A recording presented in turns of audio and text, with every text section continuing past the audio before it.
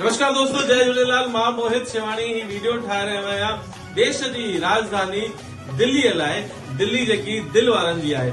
Journey of Sindhis अचे थो दिल्ली 12 अक्टूबर भारत मंडप में। देश जो वो ऑडिटोरियम जेको देश जो हींअर केंद्र थी रहियो आहे, जिते वॾा वॾा प्रोग्राम थियनि था। पहिरियों दफ़ो journey of Sindhis Sindhi program Bharat Mandap में थी रहियो आहे। मां घुराए थो आहियां NCPSL national council for promotion of Sindhi language ऐं federation of world Sindhi association जो, जिन ही अवसर असांखे ॾिनो डॉक्टर मोहन मंगलानी साहब, जेके वाइस चेयरमैन आहिनि NCPSL जा। फेडरेशन जा सभु बानीकार महेश जेठमलानी जी, शंकर लालवानी जी, डॉक्टर राम जवाहरानी जी, लालाराम नागवानी जी, महेश विक्रमानी जी, चंदर मंगनानी जी, जेके सभु दोस्त ही सुहिणो प्रोग्राम करे रहिया आहिनि। उन्हनि सभिनि जो मां आभारी आहियां। हीउ अवसर तव्हां असांखे ॾेई रहिया आहियो। ऐं विशेष भाउ सुरेश खत्री साहब जो, जेको पूरी व्यवस्थाऊं दिल्ली जूं संभाले रहिया आहिनि। उन्हनि जे नेतृत्व में हिकु सुठो प्रोग्राम दिल्लीअ में थी रहियो आहे। त महिरबानी करे 12 अक्टूबर भारत मंडपम में शाम जो 5 बजे वॾे मां वॾी तादाद में अचो।